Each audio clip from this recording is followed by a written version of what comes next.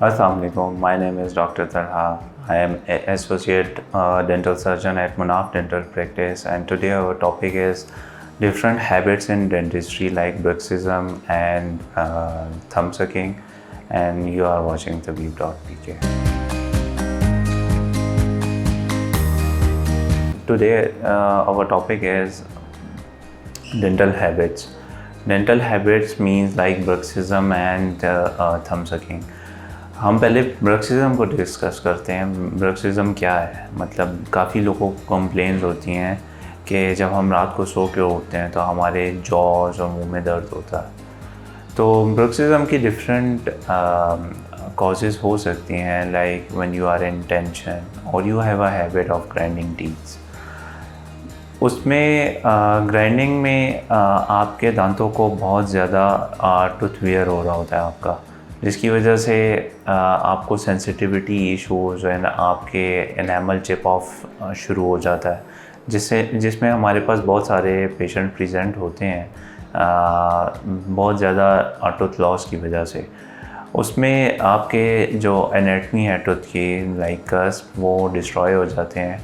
And इसकी causes यही हो सकती हैं कि when you are in tension और यू हैव अ हैबिट। तो अक्सर लोग हमसे पूछते हैं कि how we can prevent it. तो इसके लिए हम हैबिट ब्रेकर्स देते हैं, लाइक माउथ गार्ड आप लगा के सोएं रात को, तो उससे आपकी हैबिट ब्रेक हो सकती है। And the other main habit is thumb sucking in kids. Specially काफ़ी लोग कंसर्न होते हैं कि उनके बच्चे अंगूठा चूसते हैं, जिसकी वजह से बड़े होके उनमें बहुत सारी डेवलपमेंटल एनोमलीज आ सकती हैं, लाइक उनका अपर जॉ नैरो हो सकता है, उनके दांतों की अलाइनमेंट ख़राब हो सकती है, जिसमें अगले फ्रंट वाले दांत आपके आगे आ जाते हैं, जो कि एक बहुत बड़ा मेजर कंसर्न है। तो अगर हम इसको पहले ही केटर कर लें ऑन द राइट टाइम, तो हम बहुत सारे परमानेंट लॉसेस से बच सकते हैं। लाइक जो हमारे मैक्सिला की ग्रोथ है वो इससे बहुत ज़्यादा डिस्टर्ब होती है, इसलिए हमें नोटिस करना चाहिए कि हमारे बच्चे अगर थंब सकिंग कर रहे हैं तो हम उसका प्रॉपर ट्रीटमेंट लें।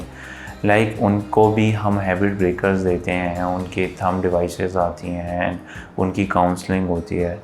तो it is a phobia in kids, but we can cater it on the right time and with the right treatment. बाकी डिफरेंट हैबिट्स और भी हो सकती हैं, लेकिन अगर हम अपने प्रॉपर डेंटल विजिट्स करें एंड उनको प्रॉपर टाइम पे अगर हम केटर करें, तो हम permanent loss of teeth and skeletal deformity से बच सकते हैं। तो हमें चाहिए कि हम अपने रेगुलर विजिट्स करें डेंटिस्ट के पास, प्रॉपरली चेकअप लें एंड हर 6 मंथ्स के बाद विज़िट करें। हम बहुत सारे परमानेंट लॉसेस से बच सकते हैं।